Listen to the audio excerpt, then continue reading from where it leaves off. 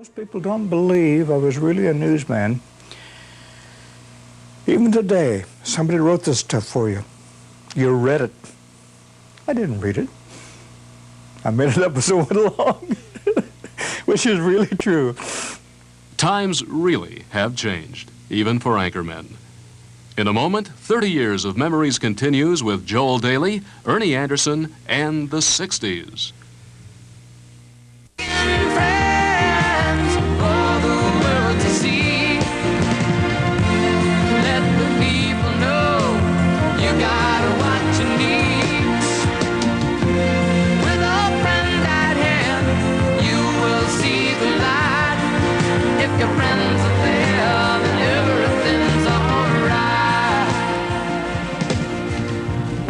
Thanks to friends like you. You're looking at the future of television. TV8's new satellite Earth station.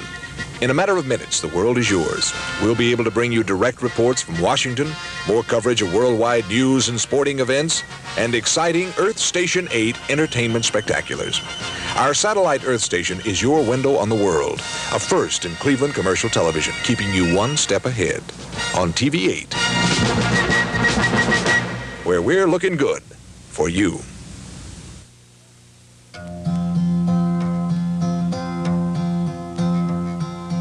Yesterday, all my troubles seemed so far away. Back in the 60s, it seemed like everyone wanted to try something new. In fact, the 60s was a decade of firsts. In television, the first portable sets were going on the road, and color TV was making its first appearance. No longer would we have to experiment with those cellophane wheels in front of our black and white sets. In Cleveland, the Aquarama became the first pleasure ship to sail Lake Erie.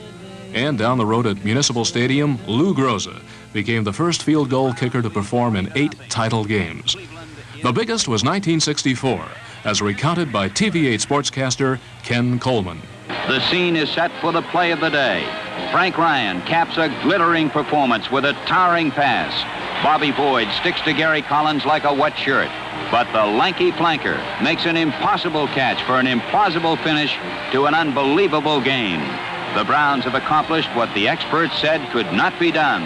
They beat and shut out the Baltimore Colts 57-0. The finest all-around effort in the club's history makes the Cleveland Browns worthy wearers of football's World's Championship. While the Browns were making headlines on the lakefront, a few other firsts were occurring on TV8 Storer Broadcasting. Franz the Toymaker became the first grown man to make a living wearing leather shorts. On his daily program, he frequently took viewers on tours of Cleveland landmarks. It just so happens ice cream factories were some of his favorites. And while Franz traveled the city, another first was being established back at TV8's Euclid Avenue studios. A first dealing with local news. Prior to 1960, television stations really didn't give much attention to local news events.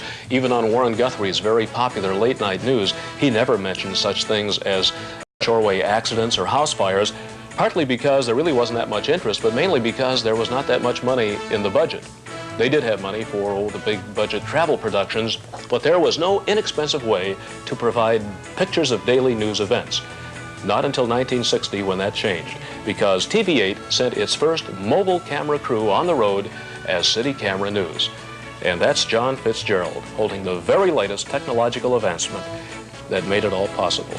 Believe it or not, they equipped almost anybody in the station who wanted one with a Polaroid camera and told them to take pictures of anything they saw that was newsworthy. I do recall we had every fender bender and every little garage fire in Cleveland until the background sound no longer became music on a news show, it became a staple gun. Because while the show was on the air, there was somebody over there still stapling Polaroids to a great big cork screen to get the latest news on the air. That was hilarious. You could always hear the staple gun going in the background for the latest news. The Polaroid photos that were used on the first City Camera reports were just the beginning of a new era in television technology. Portable motion picture cameras soon became inexpensive enough for daily news coverage.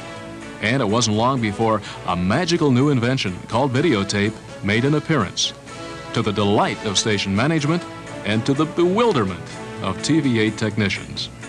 But as interesting as all the changes were in television hardware, an even more fascinating change was occurring among news anchormen. It was a development that would have shocked Howard Hoffman or his news director, Scotty Armstrong, in the 50s. And it hadn't even occurred by the mid-60s.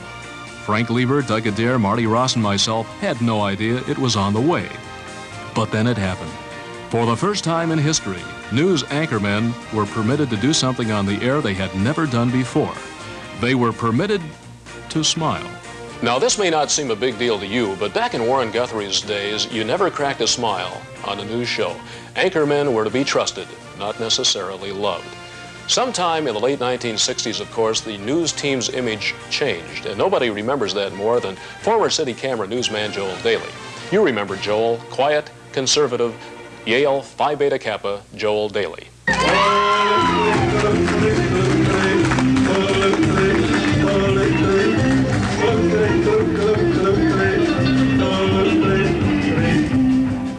Believe it or not, we found Joel performing at Chicago's Countryside Opry. He is still Chicago's #1 anchorman, but on this occasion, he was the opening act for the Oak Ridge Boys.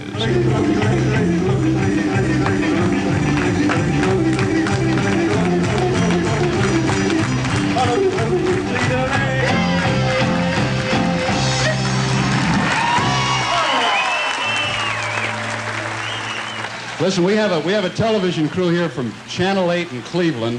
I used to work in Cleveland and do a thing on Where Is He Now? I wanted to see where I am now. Woo-hoo! Thank you, Joel. Thank you for helping out. Today, in addition to singing country music and anchoring the news, Joel flies his own plane, jogs, and takes guitar lessons. At his Frank Lloyd Wright home in suburban LaGrange, we talked him into taking time out to sift through a few old memories. Joel Daly and Doug Adair shown in action. Boy, look at the action there. Isn't that terrific? Just like that. That really was something. Now, this was the first two-man news team, I believe, in the country at the time. You know, there was Huntley and Brinkley, but they were in different cities and different studios. The format evolved in that they put two people together, and they still separated sports and weather with commercials and billboards. And within a year or so, through a combination of suggestions, that is, it wasn't a single action, we integrated everyone. We were able to talk to Dick Goddard, and we were able to talk to John Fitzgerald and pass it off to him. Now, of course, that's the state of the art. That's the way it's done all over the country. It's called action news, eyewitness news, whatever they call it. It's what really began at Channel 8 in Cleveland. They know we're not cardboard figures anymore. Not one-dimensional people who come into their living room or their bedroom. They know we're human beings. And they respect that. In fact, they enjoy the fact that they're fellow human beings communicating to them. And if I go flying in my airplane or get up and sing a country song, that's only part of my humanity and that they can identify with. Station is sophisticated enough to understand that and appreciate it and give me that support.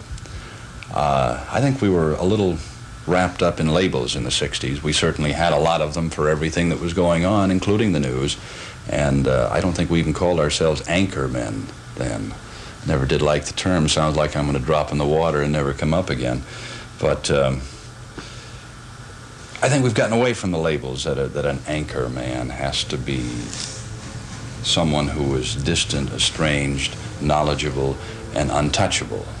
He's not. He's just a guy doing a job, and it's a tough job, and it's an important job, to be sure. But he's got a family, he's got his hobbies, and if he wants to share those things with the audience, as a lot of us do, that's great. It just makes us more believable, I think. I'm much more alive now. I'm much more excited about what's happening than I was back in the 60s. As I say, we were all a little constrained and tense and unsure of where we were going and what we were doing. Now I know where I'm going, what I'm doing, and what it's all about, and it's, maybe it's middle age. Do I look middle age, folks? That makes it so nice to say, well, no need to get all that excited